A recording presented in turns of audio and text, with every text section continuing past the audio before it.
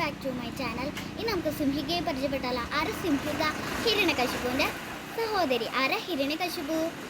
നാരായണസ്വാമി നരസിംഹമൂർത്തിയായി അവതരിച്ചു കൊന്ന രാക്ഷസ രാജാവാണ് ഹിരണ്യകശിപു. ഹിരണ്യകശിപുവിൻ്റെ പുത്രനാണ് പ്രഹ്ലാദൻ. പ്രഹ്ലാദൻ്റെ ആൻറ്റിയാണ് സിംഹിക.